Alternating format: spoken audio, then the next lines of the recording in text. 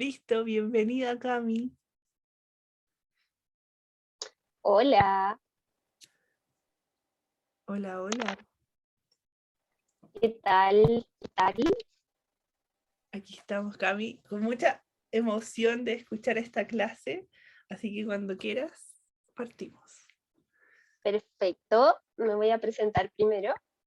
Mi nombre es Camila León, soy psicóloga clínica y hoy día voy a hacer esta clase de los circuitos del trauma y herramientas para su abordaje, un poco pensando en todo lo que ha pasado estos tiempos de pandemia. Bueno, particularmente para Chile también ha sido un contexto bastante complejo desde el estallido social hasta lo que se ha ido dando ahora en relación también a la crisis, políticas públicas un poco fragmentadas.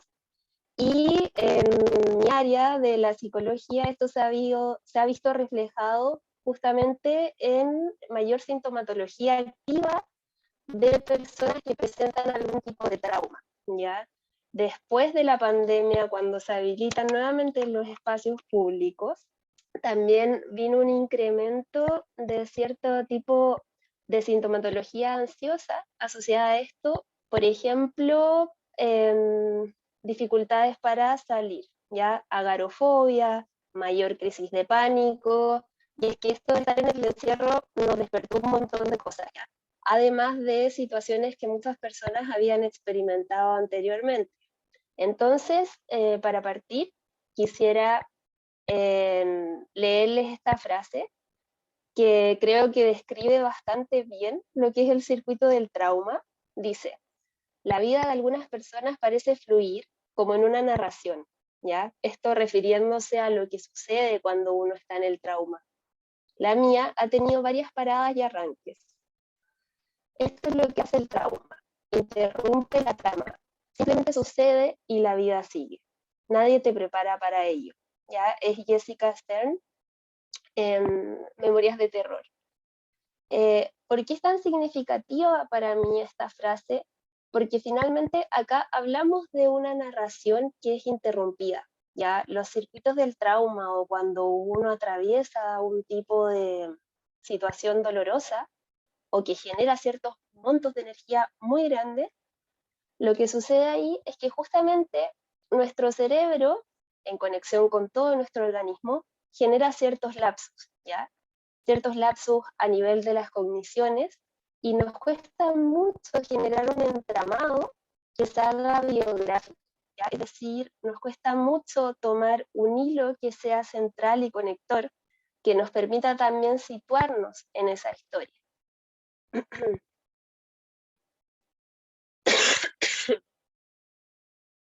Vamos a bajar a la otra diapositiva. Bueno, ¿qué es el trauma? Está catalogado por manuales psicodiagnósticos como un conjunto de síntomas que se configura como una respuesta emocional a un evento traumático, ¿ya? Este evento traumático supera la capacidad del individuo para integrar la experiencia en ese momento, ¿ya? Estamos hablando de una experiencia emocional. También puede ser después de oír o tener alguna amenaza vital, ¿ya? Todo esto en el fondo va a fragmentar un poco nuestra integridad corporal a nivel de salud mental. En términos más etimológicos, la palabra trauma viene de la antigua Grecia. Acá está el concepto escrito en griego y hace referencia a la ruptura o a una herida, ¿ya? Cuando nosotros pensamos en trauma, el concepto contemporáneo a nivel de psicopatología descriptiva es trastorno de estrés postraumático. Si lo situamos en ejemplos cotidianos, puede ser una exposición a una catástrofe natural, por ejemplo, un tsunami, un terremoto, ¿ya? Que está dotado de este evento traumático con una carga muy fuerte. Puede ser ya del índole directamente de amenaza hacia el cuerpo, un abuso sexual, puede ser un abuso de otro tipo, un robo con intimidación, o también cómo las personas significamos ciertos sucesos, ¿ya? En nuestro cerebro, el hipocampo, a través de lo que es el circuito de la memoria, nos permite generar asociaciones. Entonces, mis asociaciones que están ligadas a mi biografía no van a ser necesariamente las mismas que otra persona. Entonces, esto también nos permite entender un poco cuando hay dos hermanos que están criados más o menos de la misma manera y uno puede presentar un trauma o un tipo de fobia en alguna situación, algún lugar, algún contexto o alguna cosa en particular y el otro no, ¿ya? O alguno puede generar experiencias traumáticas de su infancia, mientras que el otro mantuvo en su cerebro otro tipo de asociación, ¿ya? Esto también es importante porque en el fondo, en la experiencia traumática, hay que considerar la individualidad y también la asociación que cada uno tiene y cómo va a sobrellevar algún tipo de catástrofe o de algo que nos pasa a llevar. En esta línea, me gustaría hacer un poco una recopilación histórica de cómo se constituye este concepto en la historia, ¿ya? En la historia de la psicología, especialmente del psicoanálisis, y posteriormente cómo lo toma la neurociencia y la clasificación nosológica. Cuando digo clasificación nosológica, me refiero justamente a la categorización en síntomas que puedan ser descriptibles. Vamos a tomar un poco de limonada por el respiro. Bueno, respecto a la historia, en la antigua Grecia ya se hablaba de un concepto referido a la mujer en particular, al útero, al histerón y a la histeria. ¿Ya? Se tomaba la histeria como la bestia negra que poseía la mujer y que también participaba dentro de ciertos caracteres de algunas mujeres, ¿ya? Esto estaba relacionado principalmente a manifestaciones sintomáticas.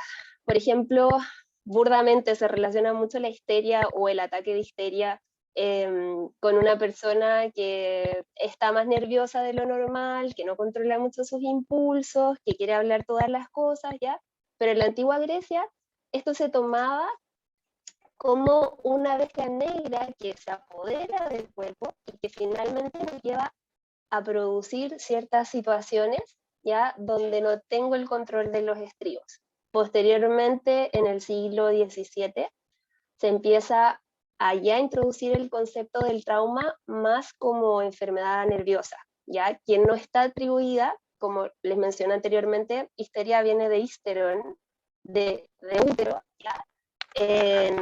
No se atribuye ahora al útero, como si hubiera un desorden en el útero que nos moviliza este cuerpo femenino a, a manifestar esta locura, ¿ya? En el siglo XVII se delimita y se empiezan a sentar las bases de lo que vendría a ser la modernidad en relación a las enfermedades nerviosas, ¿ya?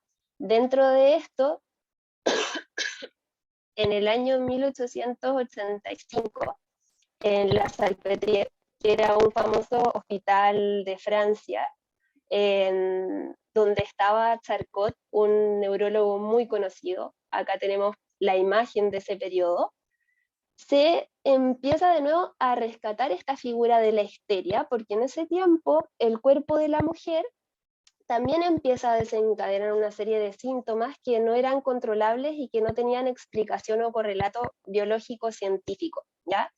Se habla de la gran crisis de las histéricas, donde la Salpêtrière era este escenario de teatro un poco, donde se le pedía a las enfermas de histeria, catalogadas en ese tiempo, que representaran el síntoma, ¿ya? Esto estaba dirigido en distintas fases. Había una fase de grandes movimientos, otra fase de parálisis, donde los médicos lo que hacían era insertar, por ejemplo, una aguja en el brazo y la histérica no generaba ningún tipo de reacción. Había otra fase de la histeria que se manifestaba con pensamientos grandes, como ligados más al ámbito de la sexualidad.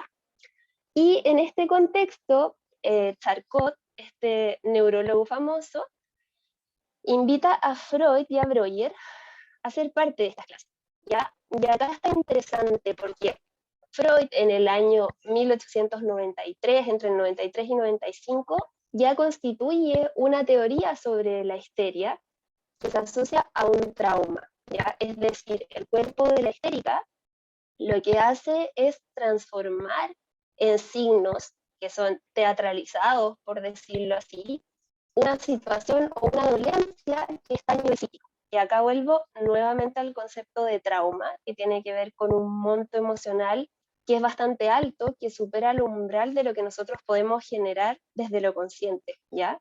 Bueno, Freud acá hace una teoría mucho más vasta, donde supone el inconsciente como objeto de estudio, en este periodo, en el fondo, que todo se avalaba en relación al correlato biológico, a lo que se podía ver. Freud acá toma este aspecto de la mente, que es algo que no es tangible, que no podemos tomar, pero sin embargo es algo que nos está produciendo una enfermedad, ¿ya? Posteriormente Ferenczi genera también algunas modificaciones al concepto de trauma complejo y de la experiencia emocional. Acá está súper interesante porque Freud, en los primeros escritos sobre la histeria, que lo desarrolla con Breuer, plantea la neurosis traumática, ya habla del concepto de trauma, y todo a raíz de la investigación experiencial que hace en este espacio de la salpetría. ¿Ya? Entonces, está bien bonito ahí ligado como esto de la teatralidad de algo, que en el fondo nos trae a que no todo tiene explicación o correlato biológico científico, sino que también a nivel mental hay muchas cosas que se obstruyen sin que nosotros tengamos el conocimiento tácito, ¿ya? Bueno, yendo un poquito más adelante en el tiempo, en 1941 ya se empieza a hacer una profundización, pero más desde la neurociencia, ¿ya? Esto en Estados Unidos había pasado un periodo bastante largo donde el psicoanálisis toma harto arrastre a nivel global, sobre todo a raíz de la cura del habla, ¿ya?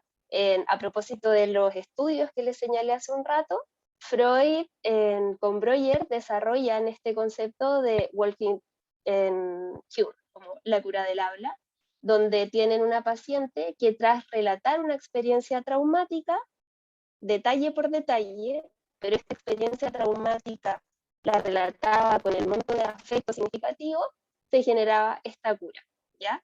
Bueno, posterior a la cura del habla y todo lo que el psicoanálisis empieza a tramar dentro de los distintos países, en Estados Unidos en 1941 se empieza a profundizar el concepto de trauma, sobre todo con el estudio de los veteranos de guerra, ¿ya?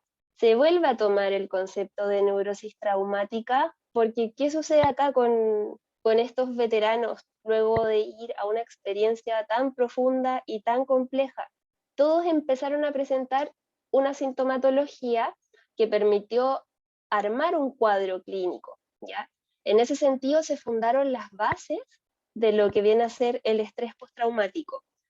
Y está bien interesante porque en 1976, es decir, un poco después, se hace un experimento con perros donde a una cantidad de grupo control de perros le emitían ciertos estímulos de corriente, ¿ya? Que les generaba una reacción adversa, un mal sentimiento.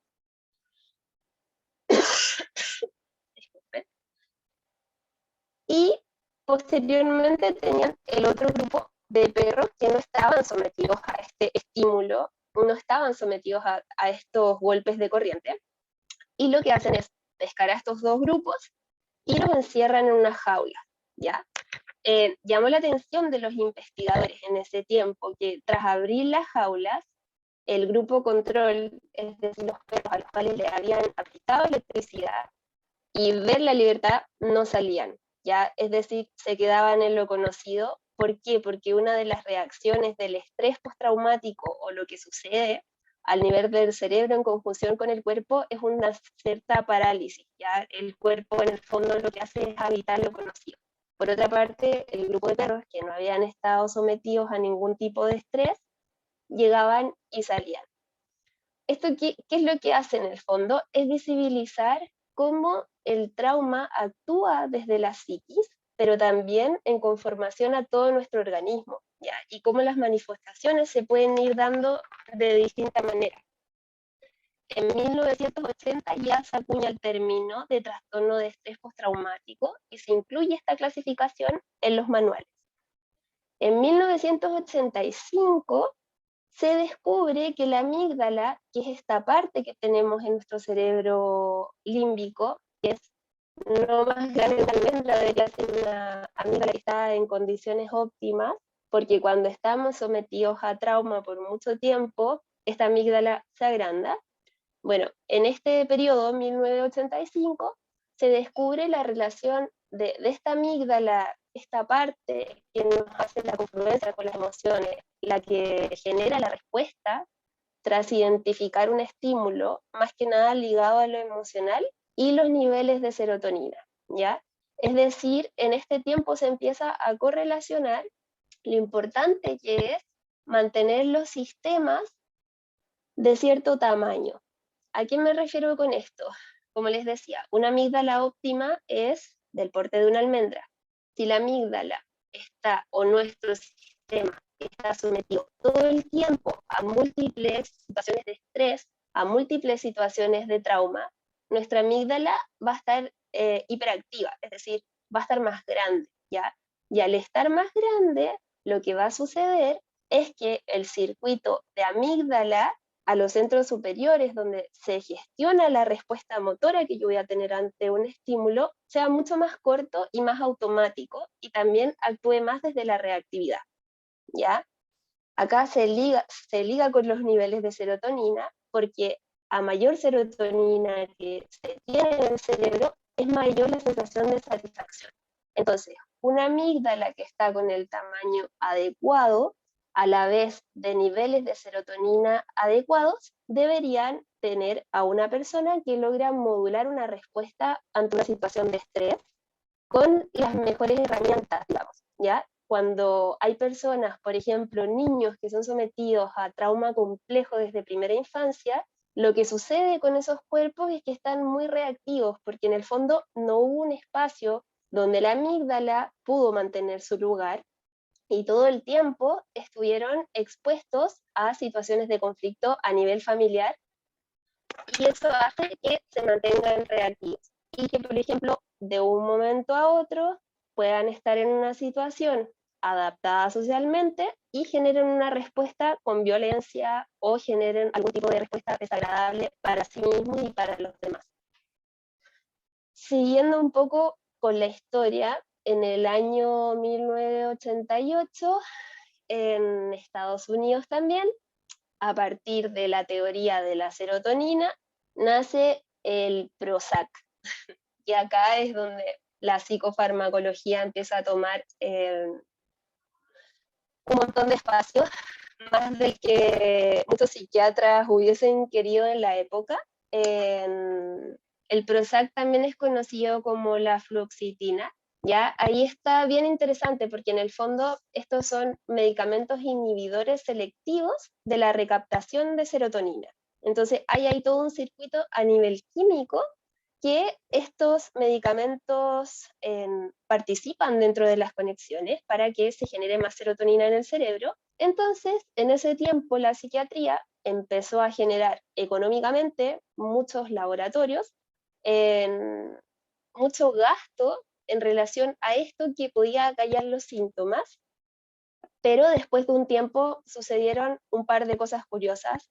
Una de esas cosas fue que los medicamentos con los veteranos de guerra no funcionaban en su mayoría y ellos seguían reexperimentando escenas traumáticas. Y la otra es que algunos psiquiatras se dieron cuenta que finalmente era callar el síntoma, pero no abordarlo de una manera más integral. ¿Cuáles son las características del trauma, del estrés postraumático? Bueno, acá tenemos varias, me imagino que se les vienen a la mente un montón. Las características del trauma es estar sometidos a un monto grande de estrés todo el tiempo. Es decir, mi sistema nervioso, que tenemos todas las personas, tenemos el sistema nervioso central y tenemos por otra parte el sistema nervioso autónomo. Y en el sistema nervioso autónomo tenemos el sistema nervioso simpático, que es el que está encargado de generar una respuesta ante una activación. Esto sucede, por ejemplo, si es que fuéramos manejando y se aparece un oso de la nada, ahí lo primero que se va a activar es nuestro sistema nervioso autónomo simpático y seguramente se nos va a parar un poco el corazón, el ritmo cardíaco luego va a empezar a estar muy fuerte, vamos a empezar a transpirar, las pupilas se van a dilatar y vamos a tener otra serie de respuestas autónomas, ¿ya? Ligadas como a esta situación de estrés grande. Entonces, cuando hay una configuración de un trauma ya como diagnóstico, es porque hemos estado bastante tiempo sometidos a estos montos grandes de estrés. Y ojo, que uno de los síntomas tras haber experienciado un trauma es justamente, ay, que está mi gatita, uno de los síntomas en el fondo es la reexperimentación. Entonces, ¿qué pasa cuando yo tengo un trauma? Que mi cerebro, como no logra construir la biografía, la historia, y se fragmenta todo porque el hipocampo no alcanza a identificar al tálamo, no le llega la señal porque se desactiva por esta situación muy, muy grande de trauma. Cuando estoy sometida a estos flashbacks constantes, mi sistema de estrés está todo el tiempo arriba, ¿ya? Es decir, no puedo bajar. Es como si después de este episodio donde viene el oso y se activa mi sistema nervioso autónomo simpático, después me voy a la casa y voy a dormir y se me viene la imagen del oso, se vuelve a activar. Después al otro día me levanto, voy al baño, imagen del oso, se vuelve a activar. Entonces, finalmente, la característica de este cuadro es que estamos todo el tiempo sometidos a este estrés por una causa que no está sucediendo, pero para nuestro cerebro sí, lo estamos reexperimentando todo el tiempo. Por eso también está interesante en este sentido hablar desde una lógica atemporal ya, no desde la temporalidad de la cronología, sino que lo que el trauma deja en el cuerpo. Por otra parte, es muy recurrente las sensaciones de inutilidad, también se ligan a muchos estados depresivos por no tener en el fondo el control de las situaciones y verme ya ligado directamente a esta experiencia que va más allá de lo que yo puedo gestionar. Esto está conectado a un estado de hipervigilancia, siguiendo también el ejemplo del oso. Todo el tiempo puedo pensar que vendría el oso. En una situación de abuso sexual, también estamos en hipervigilancia respecto a lo que podría hacer con nuestro abusador. Esto se dio mucho también en contexto de pandemia. Personas que se tuvieron que ver obligadas a estar en la casa con sus abusadores y mantener al estímulo reactivo ahí mismo, en conjunto con todas las características de lo que el trauma implica, generó muchas crisis de ansiedad, como les decía, muchas crisis de pánico y finalmente una disociación muy grande. Disociación también es un síntoma, es un signo del trauma. Cuando yo me separo en el fondo de las cosas, es como si estuviera viviendo la vida desde arriba, un poco como en un sueño, ¿ya? Otra de las características es la hipersensibilidad, esto a los estímulos. Claramente, como tengo hipertrofiada la amígdala, mi respuesta ante ciertas situaciones va a ser carente de herramientas que pueden generarse en la corteza prefrontal, es decir, desde acá, donde yo modulo todas las funciones ejecutivas, ¿ya? Y quizás en una discusión va a saltar más rápido el llanto o va a saltar más rápido una reacción agresiva y violenta. ¿Por qué? Porque mi sistema no logró bajar. Por otra parte, lo que se asocia a este síntoma de disociación es la pérdida de uno mismo, ¿ya? La ínsula, que es un espacio en nuestro cerebro que tiene que ver con nuestra percepción, la percepción del yo, y también está ligada a lo motor, porque Cuando yo me pongo en una posición con los hombros hacia arriba, la cabeza bien, estoy mandándole una señal al cerebro, a la ínsula, de más seguridad en relación al espacio. Es distinto a cuando estoy depresiva y quizás con los hombros encorvados, ya ahí la ínsula también está teniendo otras señales. Entonces, cuando estuve sometida a una experiencia de trauma, se genera esto de desconexión o pérdida con uno mismo que infiere directamente en los sistemas cerebrales. ¿Ya? Y como les decía también, está todo el tiempo la reexperimentación de la situación vivida, que eso se puede dar de forma de flashback en cualquier circunstancia, o de repente pueden haber detonantes, puede ser un olor lo que gatilla, puede ser también algún color, alguna imagen, una película, una canción. Finalmente, nuestro cuerpo va a estar ligado a estímulos que antes no consideraba en relación a la situación que se vivió.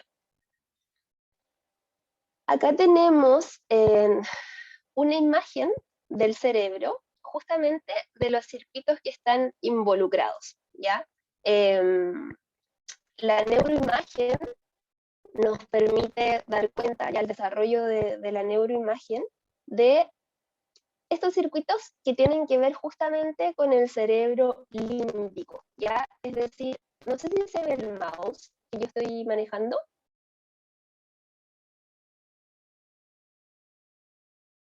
¿Se logra ver? Sí, sí, Cami, sí se ve. ¿Se ve? Ya, súper. Cuando yo recibo una información externa, esta información llega directamente al tálamo, ¿ya? Es decir, a este núcleo que está acá. Del tálamo pasa al hipocampo, que tiene que ver con la memoria, donde yo genero la asociación de qué es lo que estoy recibiendo, ¿ya? Es decir, ahora estamos en una charla de el trauma. Entonces mi hipocampo le da esa información al tálamo, el tálamo lo manda a la amígdala, y acá la amígdala genera una respuesta que va a ser procesada por esta parte de acá, por el cuerpo calloso y por la corteza, y que me va a permitir generar después una respuesta. Entonces, cuando yo tengo un trauma y un estímulo muy fuerte, el tálamo se va a ver bloqueado. Y acá lo que va a actuar en hiperactividad va a ser la amígdala, y el hipocampo también va a disminuir. Entonces, eso es bastante importante a considerar, porque finalmente el estímulo nos está sesgando la conciencia que tenemos de nosotros mismos en relación al cuerpo y lo que vamos a gestionar en relación a la respuesta. Acá tenemos unas imágenes también desde la neurociencia que se ve como en un trauma hay aumento de la actividad del cerebro límbico, esta parte que se enciende acá. Esto quiere decir que hay una relación con todas las respuestas emocionales, las respuestas que tienen que ver también con lo social, con el vínculo social, con algunas cogniciones que se pueden ver afectadas. Sin embargo, las cogniciones tienen que ver más con la corteza prefrontal. Sin embargo, otras cuestiones que se pueden afectar es la empatía con el otro, la comunicación, los circuitos de apego tienen que ver también con esta parte, los contextos sociales y, como les decía, todo lo que es gestión emocional, ¿ya? Por otra parte, en estas técnicas de neuroimagen, se dio cuenta de que la corteza visual, que es esta zona de acá, vendría a ser en el fondo la parte de atrás, porque la información llega por los ojos y se va directamente al lóbulo occipital. Bueno, esta corteza visual también se veía que se estimulaba a través del trauma. ¿Qué quiere decir? Que las conexiones que están en este punto se vieron estimuladas por la asociación y la representación de los contenidos, ya, la imagen. Y acá lo que fue un descubrimiento bastante importante también es el tema de que los estímulos disminuyeron en el área de Broca. ¿ya? ¿Y cuál es el área de Broca? La que tiene que ver con el lenguaje. Es decir, hay una hiperactivación de los sistemas sensoriales. Por otra parte, se activa también la memoria visual, pero por otra parte nos bloqueamos con el tema del lenguaje y lo que podemos decir, lo que podemos gestionar. Y ahí, bueno, tiene mucho sentido lo que decía Freud, ¿no? Como la cura del habla, darle un correlato a algo que no puedo poner en palabras, pero que mi cuerpo va a tomar.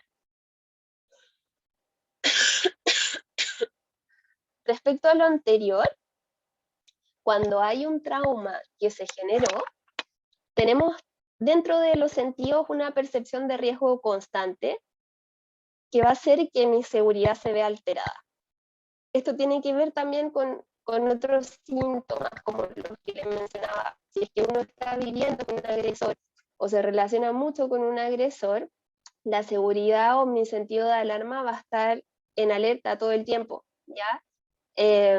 Pasa también en los niños cuando están expuestos a algún tipo de trauma, van a estar mucho más inquietos, más hiperventilados, porque su cuerpo va a empezar a gestionar ciertas respuestas que lo verbal no da abasto, ¿ya? Entonces, es normal cuando uno trabaja terapéuticamente con una persona que ha sufrido un daño, que se posiciona como trauma, este sentido de seguridad alterada y por lo tanto hay que ser cuidadosos a la hora de reconstruir la biografía.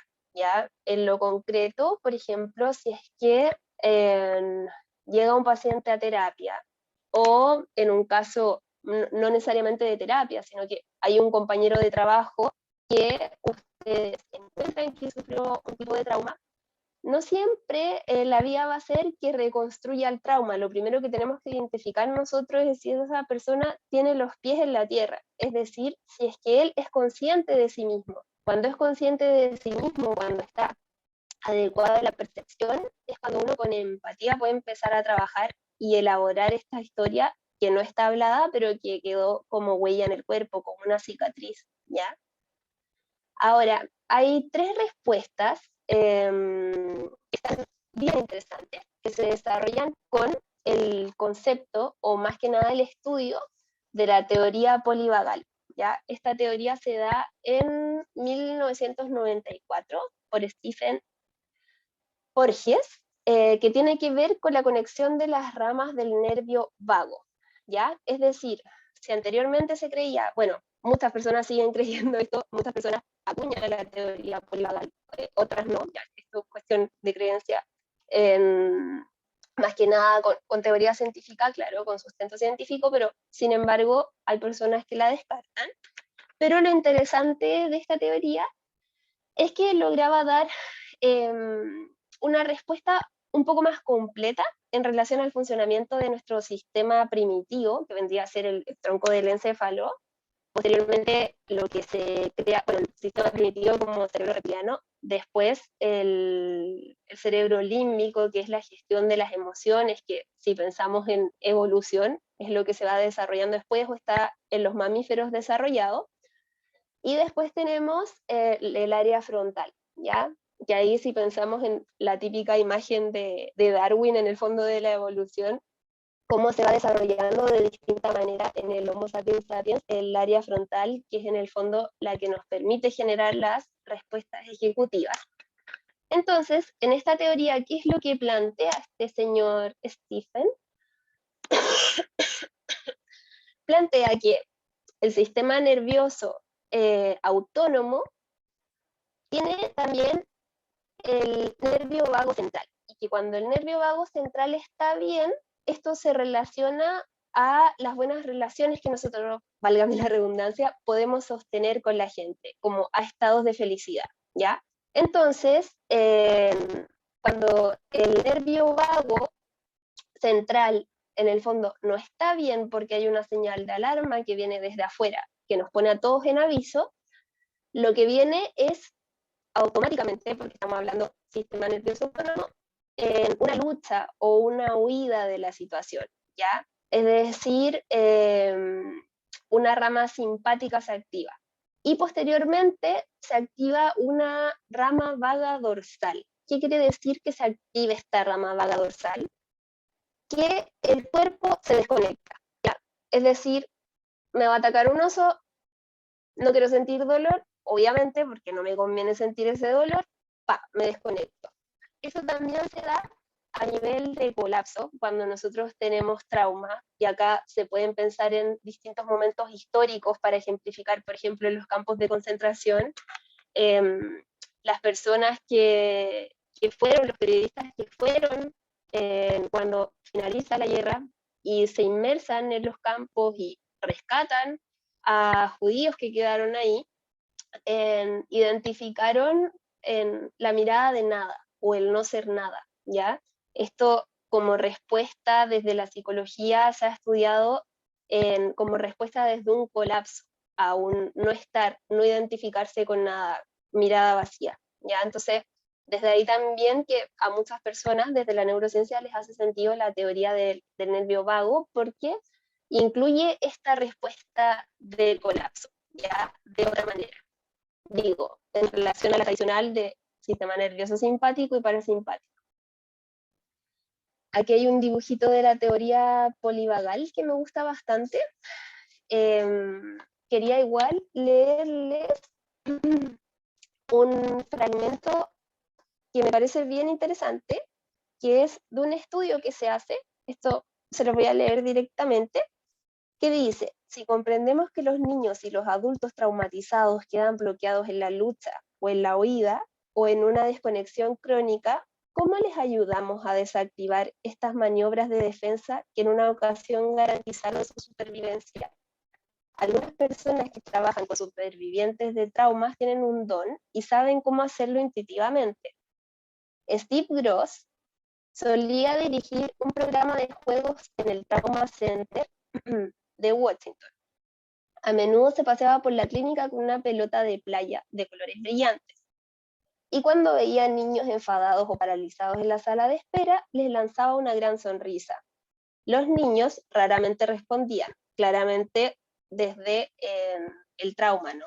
Desde haber experimentado el trauma. Luego, un poco más tarde, volvía y accidentalmente, entre comillas, lanzaba la pelota cerca de donde estuviera sentado el niño en cuestión. Al acercarse para recogerla, Steve la empujaba hacia el niño, que a menudo la devolvía con poco entusiasmo. Poco a poco, por la repetición de esta acción, terminaban pasándosela mutuamente, y las sonrisas no tardaban en aparecer en el rostro de ambos. A partir de unos movimientos simples y sincronizados rítmicamente, Steve había creado un pequeño lugar seguro en el que el sistema de interacción social podía empezar a reemerger, ¿ya? ¿Por qué les leí este fragmento de un libro?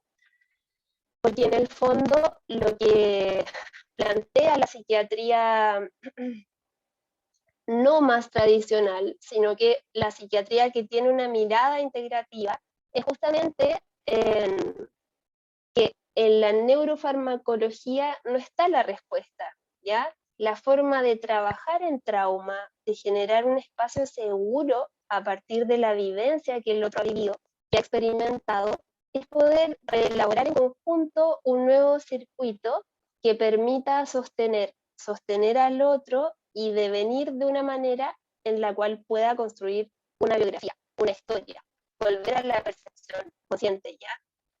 Esa imagen me gusta harto porque en el fondo la teoría polivagal, como hablamos del nervio vago, atraviesa todo, es decir, el cerebro, la respiración, el corazón, nuestro intestino. También recordemos que en el intestino es donde se genera la serotonina, entonces finalmente es difícil pensar en lo integral, en lo humano o en la terapéutica del trauma sin habilitar la dimensión del cuerpo, ¿ya? Desde ahí que hay distintas disciplinas que ya lo decían hace muchos años. Por ejemplo, el yoga o la meditación, a través de la experiencia, ya daban cuenta de esto, ¿no? En el fondo, la respiración y el pranayama genera cierta calma, genera cierta quietud, y también agranda las partes de nuestro cerebro, por ejemplo, corteza prefrontal, que están ligadas a una respuesta desde la modulación, desde lo que yo quiero decir, ¿ya? Desde ahí también que es bonito pensar, un poco para ir cerrando la presentación de hoy día, cómo el cuerpo y la mente está relacionada en todo, y que finalmente, aunque nosotros pensemos que lo que pasa en la psicología se queda en la psicología, es innegable pensar que el cuerpo lleva la cuenta y que todos los sucesos que pasamos atraviesan también por la parte física y de alguna u otra manera van a buscar la parte o el hueco por donde salir, ¿no? Entonces, ahí también está bonito lo de las técnicas nuevas que se han ido integrando a la terapéutica del trauma, el radioteatro, la musicaterapia, el arteterapia, el yoga, particularmente porque se refuerzan ciertos sistemas que permiten que después se habiliten nuevas vías ya. Nuevas vías en el sentido del ejemplo que puse al principio de este perro, de estos perros que tenían las descargas y no salían, tras enseñarles y llevarlos muchas veces por la vía nueva, por el camino seguro, después ellos ya lo pudieron automatizar. Así que eso sería mi presentación. No sé si hay alguna pregunta. Fue relativamente cortita porque saliendo de COVID, pero me parece que pude abordar varias cuestiones que al menos a mí me parecen interesantes.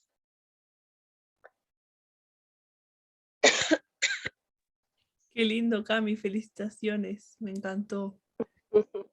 Me encanta que también siento que tú hablas como de la trama en general y la colectiva en la que participas se llama Urdir la Trama y ahora entiendo por qué, como el enfoque también a sanar el trauma, a resignificar, como a hilar. No sé, siento que nos diste muchas herramientas a través de esta como clase para entender también cómo se forma, cómo trabajarlo. No sé si alguien quiere hacer alguna pregunta.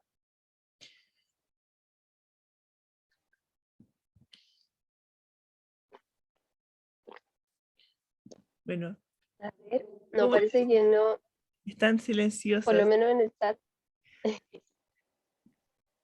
¿Cómo te sientes tú? ¿Yo? Sí, ¿cómo está la voz muy cansadita después? Mejor, de a poco. Qué bueno. Mira, ahí hablaron. Aquí Ah, la Fran dice, para mí todo súper claro, excelente presentación. Todo este contexto desde el psicoanálisis tiene un sentido precioso y no solo desde allí, como tú mencionaste, sino también desde lo neurobiológico. de todas maneras, siempre. ¿No? Y después se viene el curso que vamos a hacer este sábado y domingo, uno que es Neurociencia de la Meditación, donde vamos a ver todos los circuitos que se activan cuando uno está meditando y todos los cambios a nivel estructurales y morfológicos que tiene el cerebro. Y el domingo vamos a ver un poco el trauma, como lo vimos hoy día, más en profundidad, pero relacionado a yoga sensible al trauma, que es esta metodología donde trabaja un terapeuta con un facilitador o profesor de yoga, Mm, con personas que han sufrido trauma y situaciones complejas. qué precioso, Así Carmen. que se ¿Cómo, vienen cositas muy entretenidas. cómo las personas que vean este video y han participado, que se quieran inscribir en esos talleres, lo pueden hacer? Eh, escribiendo, voy a poner acá en el chat, ¿se puede? Sí, no va a salir en el video, pero le podemos comentar cuando suba el link en la escuela. Ay, bueno, se pueden inscribir escribiendo a anicatayeres@gmail.com, que acá lo dejo en el chat para las personas que vean después esta charla. Qué lindo. Lo voy a compartir. Francisca dice admiración pura. Mm, qué linda. Bueno, Vivi, de todas maneras te voy a ahí pedir después la info, tu dato de contacto como psicóloga especialista en trauma y también trabajas con adolescentes para compartirlo en la escuela, en el chat. Bienvenida a la comunidad y te agradezco y en parte de todos los que vean este video ahora y en el futuro por esta hermosa clase. Qué Eh, lindo, gracias. Cualquier cosa, después te dejo mi mail por si alguien quiere material. Yo difundo, tengo un montón de estudios y nada, también como para cerrar me gustaría decir que, claro, acá está la neurociencia, dándonos explicaciones a todo lo que tiene que ver con el trauma, pero finalmente, como dije anteriormente, hay disciplinas que esto ya lo sabían hace un montón de tiempo y nada, es como transversalizar saberes desde distintas áreas del conocimiento. Sí. Daniela dice muchas gracias. Muchas gracias.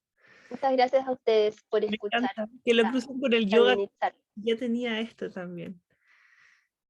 Qué sabio. ¿Daniela? No, ¿qué cosa? Daniela Alexandra dijo muchas gracias. Sí. Muchas gracias a ti. Ya, corazón. De todas maneras, te voy a pedir entonces el mail para compartir y si nos quieres mandar también info, la puedo compartir por acá. Y que te mejores muy bien prontito para que nos podamos ver. Muchas gracias por la invitación. Besitos. Gracias a todas las que estuvieron. Besos. Chao. Chao.